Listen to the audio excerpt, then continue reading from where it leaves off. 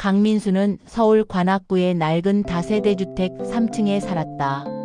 40대 중반, 이혼 후 혼자 사는 지 5년째. 택배기사로 일하며 하루하루를 버텨내고 있었다.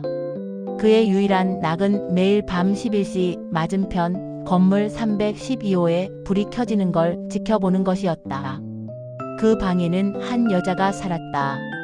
늘 검은색 원피스를 입고 창가에 앉아 무언가를 쓰는 여자. 민수는 그녀의 이름도 얼굴도 제대로 본 적이 없었다. 하지만 이상하게도 그 불빛만 보면 마음이 편안해졌다. 어느 날 민수는 우연히 그 여자를 마주쳤다. 건물 앞 편의점에서였다. 그녀는 컵라면 하나와 소주 한 병을 들고 있었다. 민수보다 조금 어려 보이는 30 후반쯤 되어 보였다.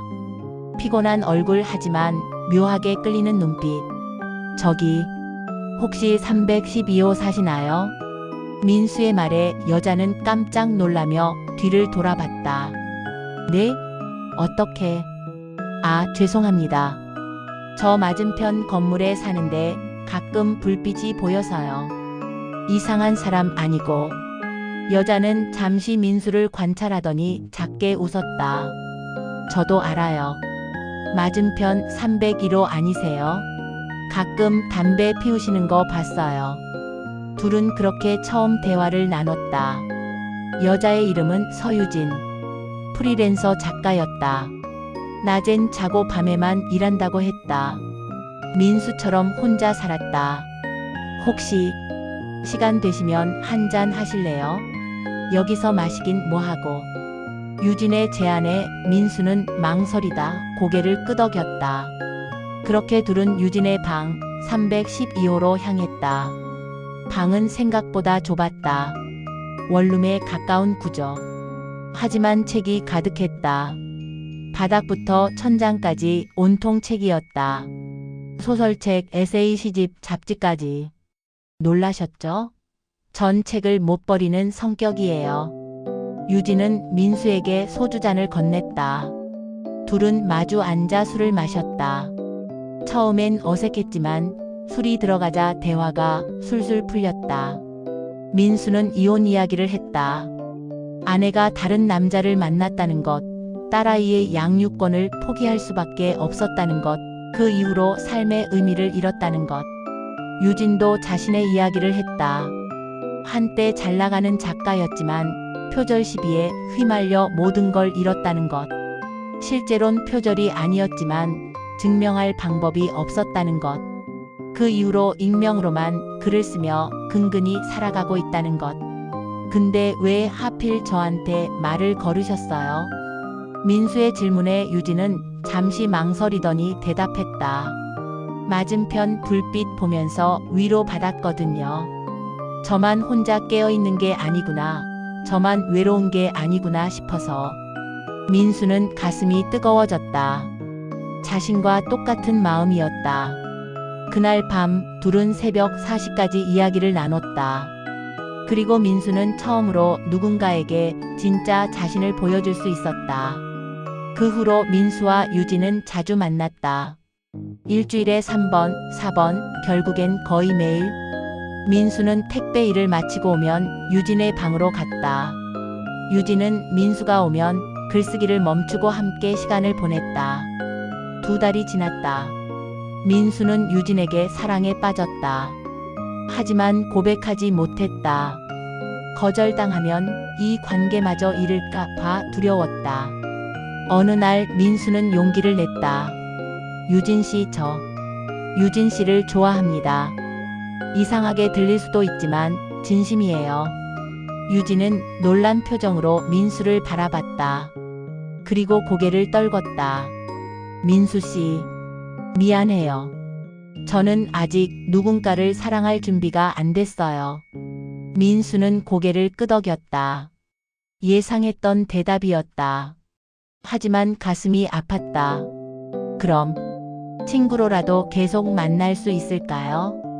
당연하죠. 민수 씨는 제게 정말 소중한 사람이에요. 둘은 그렇게 관계를 유지했다. 하지만 뭔가 달라졌다. 미묘한 거리감이 생겼다. 3개월 후 민수는 이상한 걸 발견했다. 유진의 방에 있던 책들 중 몇 권이 자신이 예전에 읽었던 책과 똑같았다. 아니, 똑같은 게 아니었다. 밑줄 친 부분, 메모한 내용까지 완전히 일치했다. 유진 씨, 이 책 제 거예요? 네? 무슨 말이에요? 민수는 책을 펼쳤다. 1페이지에 자신의 이름이 적혀 있었다. 강민수 소유라고. 이거 제가 5년 전에 헌책방에 팔았던 책인데. 유진의 얼굴이 창백해졌다. 민수 씨, 설마 우연히 산 거예요? 아니면. 유진은 한참을 침묵하더니 입을 열었다. 죄송해요. 사실 전 민수 씨를 예전부터 알고 있었어요. 민수는 얼어붙었다. 5년 전 민수 씨가 헌책방에 책을 팔 때 저도 그 자리에 있었어요. 우연히 민수 씨가 파는 책들을 봤는데 밑줄 친 부분이나 메모들이 너무 아름다웠어요. 그래서 몇 권 샀죠. 그리고 민수 씨를 찾아봤어요. 어디 사는지 알아냈고 그래서 이 동네로 이사 왔어요. 민수는 믿을 수가 없었다. 그럼 우연히 만난 게 아니었어요? 편의점에서 만난 건 우연이었어요. 하지만 제가 여기 산 건 민수 씨 때문이었어요. 왜요? 왜 그랬어요? 유진은 눈물을 흘리며 말했다. 전 민수 씨의 글을 통해 위로받았어요. 책에 적힌 민수 씨의 생각들, 고민들, 그게 저랑 너무 비슷했어요. 마치 제 마음을 대변해 주는 것 같았어요. 그래서 민수 씨를 알고 싶었어요. 이상하게 들리겠지만 전 민수 씨를 책을 통해 먼저 사랑했어요. 민수는 혼란스러웠다. 이게 로맨틱한 건지 무서운 건지 구분이 안 됐다. 그날 이후 민수는 유진을 만나지 않았다. 1주일, 2주일, 한 달이 지났다. 하지만 맞은편 312호의 불빛은 여전히 밤 11시에 켜졌다. 민수는 매일 밤 그 불빛을 바라보며 생각했다. 유진의 행동이 잘못된 걸까? 사랑이라는 이름으로 누군가를 미행하고 접근하는 게 옳은 걸까? 하지만 동시에 이런 생각도 들었다. 자신도 유진의 불빛을 훔쳐보며 위로받지 않았나? 자신도 유진을 일방적으로 관찰하며 감정을 키우지 않았나? 결국 민수는 결론을 내렸다. 다시 한번 유진을 만나보기로. 민수는 312호의 문을 두드렸다. 유진이 문을 열었다. 눈이 퉁퉁 부어 있었다. 민수 씨, 저도 사실 똑같았어요. 유진 씨 불빛 보면서 위로받았고 일방적으로 감정을 키웠어요. 그게 잘못된 건 아니라고 생각해요. 우린 그냥 외로웠던 거니까요. 유진은 울음을 터뜨렸다. 민수는 유진을 껴안았다. 다시 시작할 수 있을까요? 이번엔 제대로 서로를 알아가면서. 유진은 고개를 끄덕였다. 그로부터 1년이 지났다. 민수와 유진은 연인이 됐다. 여전히 각자의 방에 살면서 천천히 관계를 쌓아갔다. 유진은 다시 글을 쓰기 시작했다. 이번엔 자신의 이름으로 표절 시비를 해명하는 책을 출간했고 조금씩 대중에게 인정받기 시작했다. 민수도 변했다. 택배 일을 계속하면서도 틈틈이 독서 모임에 나가기 시작했다. 유진이 추천한 모임이었다. 거기서 민수는 자신의 생각을 나누고 다른 사람들의 이야기를 들으며 조금씩 치유됐다. 어느 날 저녁 둘은 한강 공원을 걸었다. 민수 씨, 제가 처음 민수 씨 책에서 밑줄 친 문장 기억나세요? 뭐였죠? 외로움은 혼자가 아니라 혼자인 줄 아는 순간 시작된다. 민수 씨가 적어둔 문장이었어요. 민수는 기억났다. 오래전 읽었던 소설의 한 구절. 전 그 문장 보고 깨달았어요. 민수 씨도 저처럼 외로운 사람이구나. 그리고 민수 씨를 만나고 싶었어요. 이젠 외롭지 않죠? 네, 민수 씨 덕분에요. 둘은 손을 잡고 걸었다. 맞은편 건물의 불빛들이 하나둘 켜지기 시작했다. 그 불빛들 속에 각자의 이야기를 가진 사람들이 있다는 걸 이제 민수는 알았다. 2년 후 민수와 유진은 결혼했다. 여전히 관악구의 그 동네에 살았다. 다만 이번엔 같은 건물, 같은 방에서 312호는 새로운 세입자가 들어왔다. 젊은 남자 혼자 사는 것 같았다. 매일 밤 11시면 불이 켜졌다. 유진이 민수에게 말했다. 저 사람도 외로울까요? 아마도요. 우리처럼. 누군가 저 사람에게 먼저 말을 걸어줬으면 좋겠네요. 민수는 웃으며 유진을 강민수는 서울 관악구의 낡은 다세대주택 3층에 살았다. 40대 중반, 이혼 후 혼자 사는 지 5년째. 택배기사로 일하며 하루하루를 버텨내고 있었다. 그의 유일한 낙은 매일 밤 11시 맞은편 건물 312호에 불이 켜지는 걸 지켜보는 것이었다. 그 방에는 한 여자가 살았다. 늘 검은색 원피스를 입고 창가에 앉아 무언가를 쓰는 여자. 민수는 그녀의 이름도 얼굴도 제대로 본 적이 없었다. 하지만 이상하게도 그 불빛만 보면 마음이 편안해졌다. 어느 날 민수는 우연히 그 여자를 마주쳤다. 건물 앞 편의점에서였다. 그녀는 컵라면 하나와 소주 한 병을 들고 있었다. 민수보다 조금 어려 보이는 30 후반쯤 되어 보였다. 피곤한 얼굴 하지만 묘하게 끌리는 눈빛. 저기, 혹시 312호 사시나요? 민수의 말에 여자는 깜짝 놀라며 뒤를 돌아봤다. 네? 어떻게? 아, 죄송합니다. 저 맞은편 건물에 사는데 가끔 불빛이 보여서요. 이상한 사람 아니고. 여자는 잠시 민수를 관찰하더니 작게 웃었다. 저도 알아요. 맞은편 301호 아니세요? 가끔 담배 피우시는 거 봤어요. 둘은 그렇게 처음 대화를 나눴다. 여자의 이름은 서유진. 프리랜서 작가였다. 낮엔 자고 밤에만 일한다고 했다. 민수처럼 혼자 살았다. 혹시 시간 되시면 한잔 하실래요? 여기서 마시긴 뭐하고. 유진의 제안에 민수는 망설이다 고개를 끄덕였다. 그렇게 둘은 유진의 방 312호로 향했다.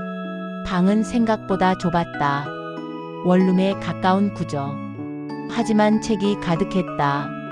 바닥부터 천장까지 온통 책이었다. 소설책, 에세이, 시집, 잡지까지. 놀라셨죠? 전 책을 못 버리는 성격이에요. 유진은 민수에게 소주잔을 건넸다. 둘은 마주 앉아 술을 마셨다. 처음엔 어색했지만 술이 들어가자 대화가 술술 풀렸다. 민수는 이혼 이야기를 했다. 아내가 다른 남자를 만났다는 것, 딸아이의 양육권을 포기할 수밖에 없었다는 것, 그 이후로 삶의 의미를 잃었다는 것. 유진도 자신의 이야기를 했다. 한때 잘 나가는 작가였지만 표절 시비에 휘말려 모든 걸 잃었다는 것. 실제론 표절이 아니었지만 증명할 방법이 없었다는 것. 그 이후로 익명으로만 글을 쓰며 근근히 살아가고 있다는 것. 근데 왜 하필 저한테 말을 걸으셨어요? 민수의 질문에 유진은 잠시 망설이더니 대답했다. 맞은편 불빛 보면서 위로받았거든요. 저만 혼자 깨어있는 게 아니구나. 저만 외로운 게 아니구나 싶어서. 민수는 가슴이 뜨거워졌다. 자신과 똑같은 마음이었다. 그날 밤 둘은 새벽 4시까지 이야기를 나눴다. 그리고 민수는 처음으로 누군가에게 진짜 자신을 보여줄 수 있었다. 그 후로 민수와 유진은 자주 만났다. 일주일에 3번, 4번, 결국엔 거의 매일. 민수는 택배 일을 마치고 오면 유진의 방으로 갔다. 유진은 민수가 오면 글쓰기를 멈추고 함께 시간을 보냈다. 2달이 지났다. 민수는 유진에게 사랑에 빠졌다. 하지만 고백하지 못했다. 거절당하면 이 관계마저 잃을까 봐 두려웠다. 어느 날 민수는 용기를 냈다. 유진 씨, 저 유진 씨를 좋아합니다. 이상하게 들릴 수도 있지만 진심이에요. 유진은 놀란 표정으로 민수를 바라봤다. 그리고 고개를 떨궜다. 민수 씨, 미안해요. 저는 아직 누군가를 사랑할 준비가 안 됐어요. 민수는 고개를 끄덕였다.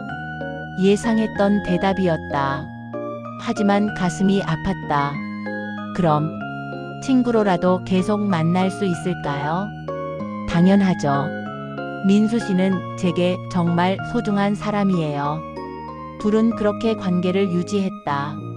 하지만 뭔가 달라졌다. 미묘한 거리감이 생겼다. 3개월 후 민수는 이상한 걸 발견했다. 유진의 방에 있던 책들 중 몇 권이 자신이 예전에 읽었던 책과 똑같았다. 아니, 똑같은 게 아니었다. 밑줄 친 부분, 메모한 내용까지 완전히 일치했다. 유진 씨, 이 책 제 거예요? 네? 무슨 말이에요? 민수는 책을 펼쳤다. 1페이지에 자신의 이름이 적혀 있었다. 강민수 소유라고. 이거 제가 5년 전에 헌책방에 팔았던 책인데. 유진의 얼굴이 창백해졌다. 민수 씨, 설마 우연히 산 거예요? 아니면. 유진은 한참을 침묵하더니 입을 열었다. 죄송해요. 사실 전 민수 씨를 예전부터 알고 있었어요. 민수는 얼어붙었다. 5년 전 민수 씨가 헌책방에 책을 팔 때 저도 그 자리에 있었어요. 우연히 민수 씨가 파는 책들을 봤는데 밑줄 친 부분이나 메모들이 너무 아름다웠어요. 그래서 몇 권 샀죠. 그리고 민수 씨를 찾아봤어요. 어디 사는지 알아냈고 그래서 이 동네로 이사 왔어요. 민수는 믿을 수가 없었다. 그럼 우연히 만난 게 아니었어요? 편의점에서 만난 건 우연이었어요. 하지만 제가 여기 산 건 민수 씨 때문이었어요. 왜요? 왜 그랬어요? 유진은 눈물을 흘리며 말했다. 전 민수 씨의 글을 통해 위로받았어요. 책에 적힌 민수 씨의 생각들, 고민들, 그게 저랑 너무 비슷했어요. 마치 제 마음을 대변해 주는 것 같았어요. 그래서 민수 씨를 알고 싶었어요. 이상하게 들리겠지만 전 민수 씨를 책을 통해 먼저 사랑했어요. 민수는 혼란스러웠다. 이게 로맨틱한 건지 무서운 건지 구분이 안 됐다. 그날 이후 민수는 유진을 만나지 않았다. 1주일, 2주일, 한 달이 지났다. 하지만 맞은편 312호의 불빛은 여전히 밤 11시에 켜졌다. 민수는 매일 밤 그 불빛을 바라보며 생각했다. 유진의 행동이 잘못된 걸까? 사랑이라는 이름으로 누군가를 미행하고 접근하는 게 옳은 걸까? 하지만 동시에 이런 생각도 들었다. 자신도 유진의 불빛을 훔쳐보며 위로받지 않았나? 자신도 유진을 일방적으로 관찰하며 감정을 키우지 않았나? 결국 민수는 결론을 내렸다. 다시 한번 유진을 만나보기로. 민수는 312호의 문을 두드렸다. 유진이 문을 열었다. 눈이 퉁퉁 부어 있었다. 민수 씨, 저도 사실 똑같았어요. 유진 씨 불빛 보면서 위로받았고 일방적으로 감정을 키웠어요. 그게 잘못된 건 아니라고 생각해요. 우린 그냥 외로웠던 거니까요. 유진은 울음을 터뜨렸다. 민수는 유진을 껴안았다. 다시 시작할 수 있을까요? 이번엔 제대로 서로를 알아가면서. 유진은 고개를 끄덕였다. 그로부터 1년이 지났다. 민수와 유진은 연인이 됐다. 여전히 각자의 방에 살면서 천천히 관계를 쌓아갔다. 유진은 다시 글을 쓰기 시작했다. 이번엔 자신의 이름으로 표절 시비를 해명하는 책을 출간했고 조금씩 대중에게 인정받기 시작했다. 민수도 변했다. 택배 일을 계속하면서도 틈틈이 독서 모임에 나가기 시작했다. 유진이 추천한 모임이었다. 거기서 민수는 자신의 생각을 나누고 다른 사람들의 이야기를 들으며 조금씩 치유됐다. 어느 날 저녁 둘은 한강 공원을 걸었다. 민수 씨, 제가 처음 민수 씨 책에서 밑줄 친 문장 기억나세요? 뭐였죠? 외로움은 혼자가 아니라 혼자인 줄 아는 순간 시작된다. 민수 씨가 적어둔 문장이었어요. 민수는 기억났다. 오래전 읽었던 소설의 한 구절. 전 그 문장 보고 깨달았어요. 민수 씨도 저처럼 외로운 사람이구나. 그리고 민수 씨를 만나고 싶었어요. 이젠 외롭지 않죠? 네, 민수 씨 덕분에요. 둘은 손을 잡고 걸었다. 맞은편 건물의 불빛들이 하나둘 켜지기 시작했다. 그 불빛들 속에 각자의 이야기를 가진 사람들이 있다는 걸 이제 민수는 알았다. 2년 후 민수와 유진은 결혼했다. 여전히 관악구의 그 동네에 살았다. 다만 이번엔 같은 건물, 같은 방에서 312호는 새로운 세입자가 들어왔다. 젊은 남자 혼자 사는 것 같았다. 매일 밤 11시면 불이 켜졌다. 유진이 민수에게 말했다. 저 사람도 외로울까요? 아마도요. 우리처럼. 누군가 저 사람에게 먼저 말을 걸어줬으면 좋겠네요. 민수는 웃으며 유진을 껴안았다. 언젠가 그럴 사람이 나타날 거예요. 우리에게 그랬던 것처럼. 그날 밤 312호의 불빛은 새벽까지 켜져 있었다. 그리고 그 불빛을 바라보는 또 다른 누군가가 있었다. 맞은편 건물 2층에서. 이야기는 이렇게 반복된다. 외로운 사람들이 서로를 발견하고 위로하고 사랑하는 이야기. 껴안았다. 언젠가 그럴 사람이 나타날 거예요. 우리에게 그랬던 것처럼. 그날 밤 312호의 불빛은 새벽까지 켜져 있었다. 그리고 그 불빛을 바라보는 또 다른 누군가가 있었다. 맞은편 건물 2층에서. 이야기는 이렇게 반복된다. 외로운 사람들이 서로를 발견하고 위로하고 사랑하는 이야기. 민수와 유진이 결혼한 지 3년이 지났다.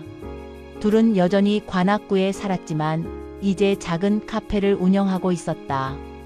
유진의 책들로 가득한 마음의 책장이라는 이름의 카페였다. 카페는 소소하게 잘 되고 있었다.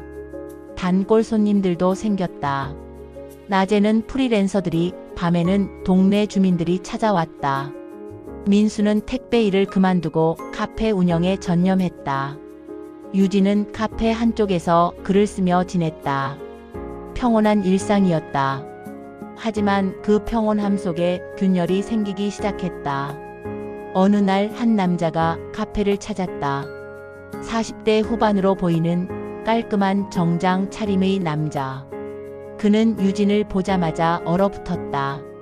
서유진 작가님, 맞으시죠? 유진도 남자를 보더니 당황한 표정을 지었다. 김성준 편집장님, 민수는 처음 보는 사이였다. 하지만 둘의 분위기가 심상치 않았다. 오랜만입니다. 여기서 뵙게 될 줄은 몰랐네요. 성준은 자리에 앉았다. 민수는 커피를 내오며 둘의 대화를 지켜봤다. 편집장님, 어떻게? 근처로 이사 왔어요. 그러다 우연히 이 카페를 발견했는데 설마 유진 작가님이 운영하실 줄은. 성준은 유진의 책들이 진열된 서가를 둘러봤다. 여전히 책을 좋아하시는군요. 네, 뭐. 유진은 불편한 듯 했다. 민수는 직감적으로 알았다. 이 남자가 유진의 과거와 관련이 있다는 것을. 성준은 커피를 마시고 돌아갔다. 하지만 그날 이후 자주 카페를 찾기 시작했다. 일주일에 서너 번. 늘 혼자 왔고 늘 같은 자리에 앉았다. 유진이 글 쓰는 곳이 보이는 자리. 민수는 유진에게 물었다. 저 사람 누구예요? 예전에 같이 일했던 편집장님이에요. 표절 시비 때문에. 많이 힘들게 했던 분이에요. 그럼 왜 자꾸 오는 거죠? 모르겠어요. 그냥 손님일 뿐이에요. 하지만 민수는 알았다. 성준이 유진을 보는 눈빛을. 그건 단순한 손님의 눈빛이 아니었다. 한 달이 지났다.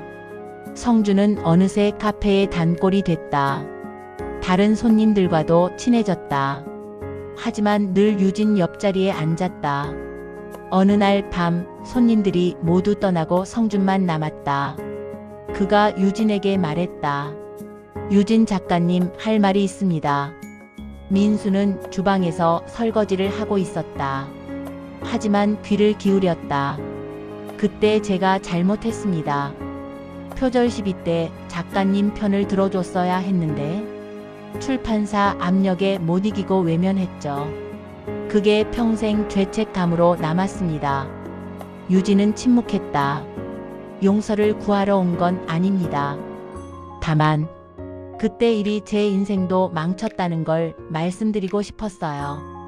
저도 그 일로 출판사를 떠났고 이혼했고 모든 걸 잃었습니다. 편집장님, 유진 작가님이 이렇게 다시 일어서신 걸 보니 다행입니다. 그리고 부럽기도 하네요. 좋은 남편도 만나시고. 성준은 민수를 바라봤다. 민수는 시선을 피했다. 전 아직도 그때에 갇혀 살고 있거든요. 매일 밤 그때 제가 다르게 행동했다면 어땠을까 생각하면서요. 성준은 일어섰다. 더 이상 폐 끼치지 않겠습니다. 오늘이 마지막 방문이에요. 건강하세요, 유진 작가님. 그는 카페를 나갔다. 유진은 그 자리에 그대로 앉아 있었다. 민수가 다가갔다. 괜찮아요? 응, 괜찮아. 하지만 유진의 표정은 괜찮아 보이지 않았다. 그날 밤 유진은 민수에게 모든 걸 말했다. 성준이 자신을 좋아했었다는 것. 하지만 표절 시비 때 회사를 선택했다는 것. 그 배신감이 얼마나 컸는지. 그런데 오늘 그 사람 보니까 이상하게 마음이 흔들렸어요. 민수는 가슴이 철렁했다. 용서하고 싶어졌어요. 그 사람도 피해자였구나 싶었거든요. 그게 다예요? 유진은 잠시 망설이더니 고개를 끄덕였다. 응, 그게 다야. 하지만 민수는 확신할 수 없었다. 다음 날 성준이 다시 카페를 찾았다. 마지막이라던 말은 거짓이었다. 그는 유진에게 말했다. 죄송합니다. 그냥 발길이 여기로 향하더라고요. 유진은 웃으며 커피를 내왔다. 민수는 그 모습을 보며 불안했다. 한 주가 지났다. 성준은 여전히 매일 왔다. 그리고 유진과 대화를 나눴다. 책 이야기, 글 이야기, 과거 이야기. 민수는 소외감을 느꼈다. 자신은 끼어들 수 없는 대화들이었다. 문학에 대한 깊은 이해, 출판계의 내부 사정, 작가로서의 고민. 민수가 알지 못하는 유진의 세계였다. 어느 날 저녁, 민수는 참지 못하고 유진에게 말했다. 저 사람 좀 이상하지 않아요? 매일 오는 거. 손님인데 뭐. 손님이 아니잖아요. 당신 좋아하는 거 뻔한데. 유진은 민수를 빤히 쳐다봤다. 질투하는 거야? 당연하죠. 내 아내를 매일 쳐다보는 남자가 있는데. 민수 씨, 나 믿어줘. 난 그 사람한테 아무 감정도 없어. 정말? 정말. 하지만 민수는 믿을 수 없었다. 유진이 성준과 대화할 때의 표정. 그건 자신과 대화할 때와는 달랐다. 더 생기 있고 더 활기찼다. 2주가 더 지났다. 어느 날 성준이 유진에게 제안했다. 작가님, 제가 작은 출판사를 차렸어요. 다시 책 쓰실 생각 없으세요? 유진은 놀랐다. 정말요? 네, 이번엔 제대로 작가님을 지켜드리고 싶어요. 그때 못했던 것들을요. 유진의 눈이 빛났다. 민수는 그 모습을 보며 가슴이 내려앉았다. 자신은 유진에게 그런 빛을 줄 수 없었다. 고민해 볼게요. 천천히 생각하세요. 전 기다릴 수 있으니까요. 그날 밤 민수와 유진은 처음으로 큰 싸움을 했다. 저 남자 출판 제안 받을 거예요? 아직 모르겠어. 고민 중이야. 고민할 게 뭐가 있어요? 당신 배신한 사람인데. 사람은 변할 수 있어. 그리고 이건 내 작가 인생이 걸린 문제야. 그럼 나는? 우리는? 왜 이렇게 나와? 나 작가 하면 안 돼? 작가 하는 게 문제가 아니라 저 남자랑 하는 게 문제지. 유진은 입을 다물었다. 그리고 조용히 말했다. 민수 씨 너무하는 거 아니야? 뭐가 너무해요? 내가 질투하는 게 너무해요? 내 인생을 가두려고 하잖아. 꼭 예전 남편처럼. 그 말에 민수는 얼어붙었다. 유진이 전 남편 이야기를 꺼낸 건 처음이었다. 미안. 그 말은 아니었어. 하지만 이미 늦었다. 민수는 방을 나가버렸다. 민수는 한강을 걸었다. 밤 공기가 차가웠다. 자신이 잘못한 걸까? 유진의 꿈을 막으려는 걸까? 아니었다. 그냥 무서웠다. 유진이 자신보다 더 큰 세계로 떠날까봐. 그 세계엔 자신이 없을까봐. 민수는 깨달았다. 자신도 유진처럼 누군가를 집착하고 있었다는 것을. 5년 전 유진이 자신을 찾아왔듯이 이제 자신이 유진에게 매달리고 있었다. 새벽 2시 민수는 카페로 돌아왔다. 유진이 카운터에 앉아 있었다. 울었는지 눈이 빨갛게 부어 있었다. 미안해요. 민수가 먼저 사과했다. 나도 미안해. 내 말이 맞아. 나 성준 편집장님한테 흔들렸어. 민수는 가슴이 무너졌다. 하지만 유진의 말을 끝까지 들었다. 그 사람이 주는 세계가 매력적이었어. 다시 작가로 인정받을 수 있다는 것, 내 이름으로 책을 낼 수 있다는 것. 하지만 유진은 민수의 손을 잡았다. 그것보다 더 소중한 게 있다는 걸 깨달았어. 바로 당신이야. 우리가 함께 만든 이 카페, 이 일상이. 정말? 응. 성준 편집장님께 거절 문자 보냈어. 지금은 이 삶이 좋다고. 언젠가 다시 책을 쓰게 되더라도 그건 내 속도로, 내 방식으로 하고 싶다고. 민수는 유진을 껴안았다. 둘은 한참을 그렇게 있었다. 근데 민수 씨. 응? 나도 두려웠어. 당신이 날 떠날까봐.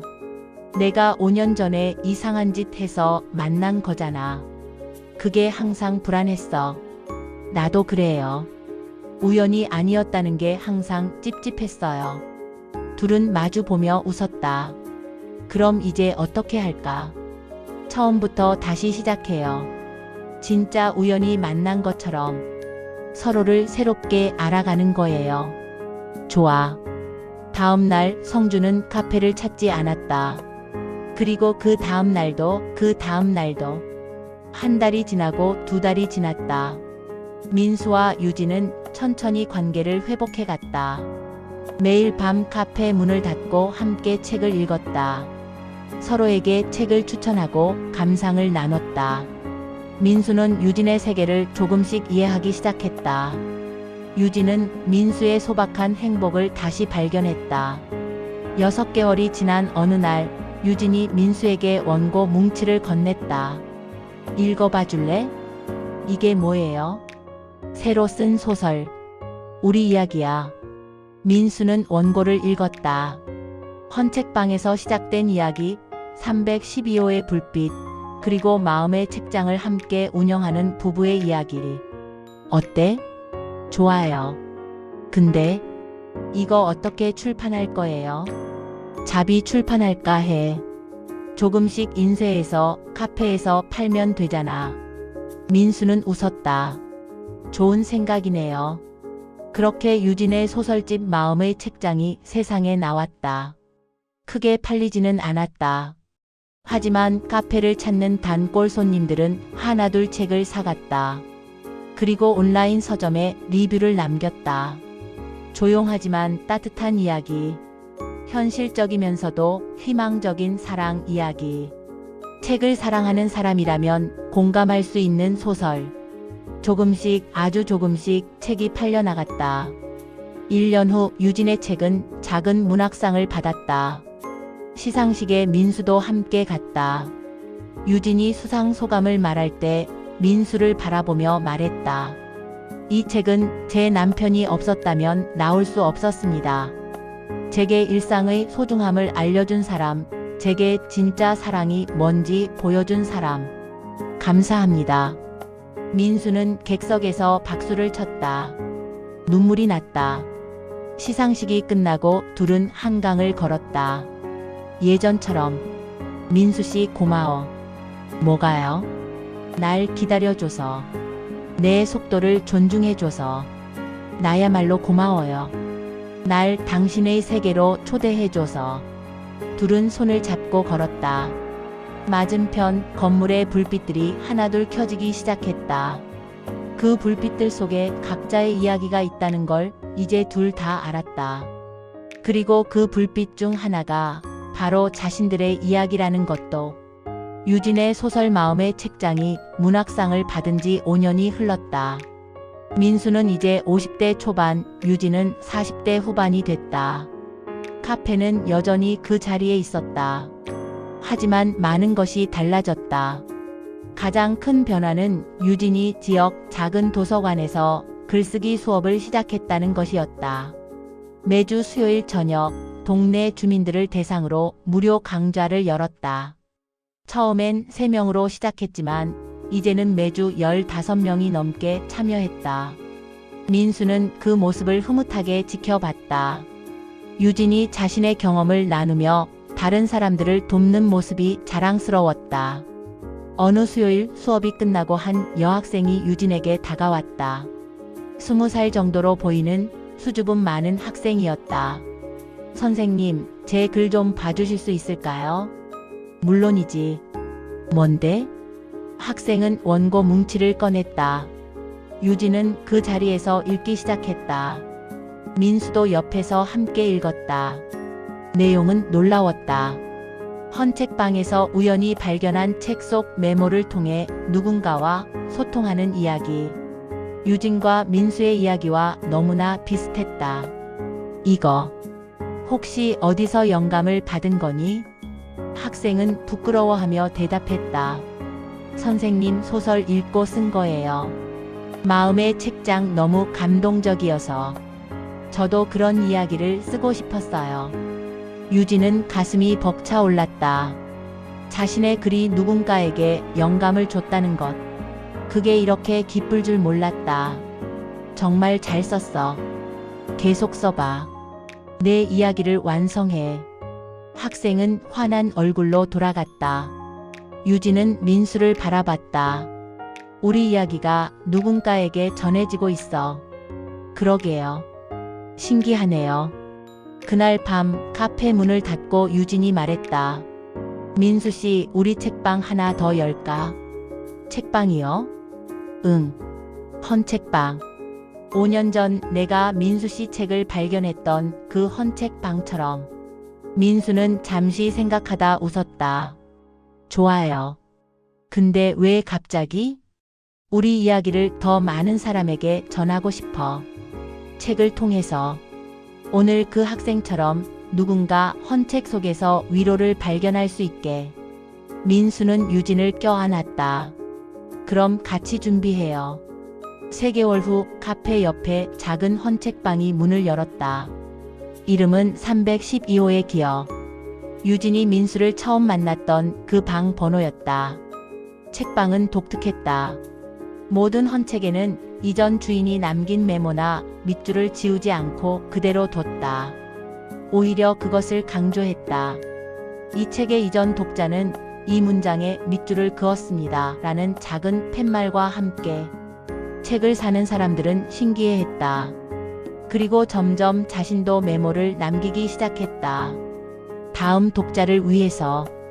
개업 6개월 만에 책방은 동네 명물이 됐다. 사람들은 단순히 책을 사러 오는 게 아니라 이전 독자의 흔적을 찾으러 왔다. 마치 보물찾기처럼. 어느 날 낯익은 얼굴이 책방을 찾았다. 성준이었다. 5년 만이었다. 오랜만입니다. 민수는 반갑게 맞았다. 이젠 경계심이 없었다. 어떻게 오셨어요? 소식 들었습니다. 헌책방 열었다고. 축하드리러 왔어요. 성준은 책방을 둘러봤다. 그리고 한 권의 책을 집었다. 시집이었다. 이거 제가 예전에 유진 작가님께 선물했던 책이네요. 유진이 다가왔다. 편집장님, 오랜만이에요. 네, 작가님. 잘 지내셨죠? 덕분에요. 편집장님은요? 저도 잘 지내고 있습니다. 재혼했어요. 좋은 사람 만났습니다. 유진은 진심으로 기뻐했다. 다행이에요. 정말. 성준은 시집을 샀다. 그리고 첫 페이지에 메모를 남겼다. 과거는 용서하는 순간 미래가 된다. 그가 돌아간 후 유진이 그 메모를 읽고 눈물을 흘렸다. 민수 씨, 우린 정말 많이 성장했네. 그러게요. 이젠 과거도 아프지 않아요. 시간은 계속 흘렀다. 민수와 유진은 50대 중반이 됐다. 카페와 책방은 여전히 잘 되고 있었다. 그리고 유진의 두 번째 소설도 출간됐다. 이번엔 헌책방 이야기였다. 어느 가을 저녁 한 노부부가 책방을 찾았다. 70대 정도로 보이는 부부였다. 여기가 그 유명한 헌책방이구먼. 할아버지가 책들을 둘러봤다. 우리 첫 만남이 헌책방이었지. 할머니가 웃으며 대답했다. 맞아요. 50년 전이네요. 민수와 유진은 그 모습을 보며 미소 지었다. 저게 우리의 미래구나 싶었다. 노부부가 돌아간 후 유진이 말했다. 민수 씨, 우리도 저렇게 늙어가겠지? 당연하죠. 무섭지 않아? 전혀. 당신이랑 함께면. 유진은 민수의 손을 잡았다. 나도 그래. 민수 씨랑 함께면 뭐든 괜찮아. 그날 밤 둘은 312호를 다시 찾았다. 유진이 예전에 살던 그 방. 이제는 새로운 세입자가 살고 있었지만 여전히 밤 11시면 불이 켜졌다. 저 불빛 보면 아직도 가슴이 두근거려. 민수가 말했다. 나도. 민수 씨가 처음 말 걸었을 때가 생각나. 그때 유진 씨가 놀라던 표정 아직도 기억나요. 둘은 웃으며 맞은편 301호로 돌아갔다. 민수가 예전에 살던 방. 이젠 카페 사무실로 쓰고 있었다. 창가에 앉아 312호를 바라보며 둘은 차를 마셨다. 민수 씨 행복해? 너무. 당신은요? 나도. 이렇게 평범한 일상이 이렇게 소중한 줄 몰랐어. 민수는 유진을 바라봤다. 우리 참 많은 일을 겪었죠. 표절 시비, 이혼, 외로움, 질투, 오해. 응. 그리고 용서, 치유, 사랑. 맞아요. 사랑. 유진은 민수에게 기댔다. 민수 씨 고마워. 나를 기다려줘서. 내 속도를 존중해줘서. 나야말로 고마워요. 내 일상을 특별하게 만들어줘서. 둘은 한참을 그렇게 앉아 있었다. 맞은편 312호의 불빛이 꺼질 때까지. 10년이 더 흘렀다. 민수는 이제 60대 중반, 유진은 60대 초반이 됐다. 카페와 책방은 아들에게 물려줬다. 유진의 전 남편과의 사이에서 태어난 아들이 어른이 되어 찾아왔고 민수는 그를 진심으로 환영했다. 그 아들이 이제 마음의 책장을 운영하고 있었다. 민수와 유진은 작은 아파트로 이사했다. 하지만 여전히 관악구였다. 떠날 수 없었다. 이곳이 그들의 이야기가 시작된 곳이었으니까. 어느 겨울밤 유진이 민수에게 말했다. 민수 씨, 내가 먼저 가면 어떡할 거야? 왜 갑자기 그런 말을 해요? 그냥 궁금해서. 민수는 잠시 생각하다 대답했다. 매일 밤 11시에 불을 켤 거예요. 우리 집 창가에. 당신이 어디 있든 볼 수 있게. 유진은 눈물을 흘렸다. 나도 그럴 거야. 민수 씨가 먼저 가면 매일 밤 11시에 불을 켤 거야. 그리고 민수 씨를 기다릴 거야. 둘은 껴안았다. 약속해요. 우리 다음 생에도 312호와 301호에서 만나요. 응, 약속해. 세월이 흘러 민수는 70대가 됐다. 유진은 2년 전에 세상을 떠났다. 평화롭게 잠든 채로. 민수는 여전히 매일 밤 11시에 불을 켰다. 유진과의 약속이었다. 그리고 유진이 쓴 책들을 다시 읽었다. 밑줄 친 부분을 따라가며 유진의 목소리를 들었다. 어느 날 민수는 카페를 찾았다. 아들이 반갑게 맞았다. 아버지 오셨어요? 응. 어머니 책 좀 보러. 민수는 유진의 소설 마음의 책장을 집었다. 초판본이었다. 첫 페이지를 펼쳤다. 강민수에게. 당신을 만나 행복했습니다. 다음 생에도 312호에서 기다릴게요. 마이너스 유진. 민수는 눈물을 흘렸다. 하지만 슬픈 눈물이 아니었다. 감사의 눈물이었다. 그날 밤 민수는 집으로 돌아와 글을 쓰기 시작했다. 유진과의 마지막 이야기. 그리고 다음 생에 대한 약속. 나의 유진에게.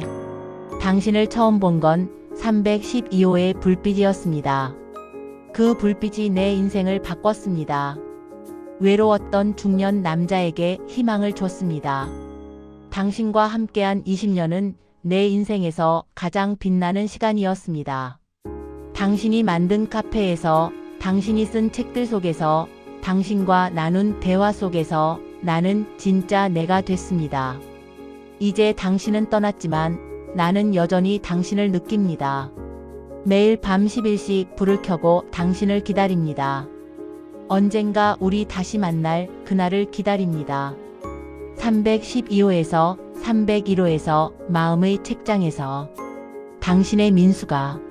민수는 그 편지를 유진의 무덤에 가져갔다. 그리고 조용히 읽어줬다. 유진 씨 기다려요. 곧 갈게요. 그날 밤 민수는 평화롭게 잠들었다. 그리고 다시 깨어나지 않았다. 장례식에는 많은 사람이 찾아왔다. 카페 단골 손님들, 유진의 제자들, 헌책방을 사랑했던 사람들. 모두가 민수와 유진의 이야기를 기억했다. 그리고 그들의 아들은 카페와 책방을 계속 운영했다. 부모님의 유산을 지키기 위해. 20년이 더 흘렀다. 어느 날 한 젊은 남자가 헌책방을 찾았다. 그는 유진의 소설 마음의 책장을 집었다. 그리고 첫 페이지를 펼쳤다. 거기엔 여러 사람의 메모가 적혀 있었다. 이 책을 읽고 용기를 얻었습니다. 나도 누군가의 불빛이 되고 싶습니다. 외로운 밤 이 책이 위로가 됐습니다. 젊은 남자는 그 메모들을 읽으며 눈물을 흘렸다. 그리고 자신도 메모를 남겼다.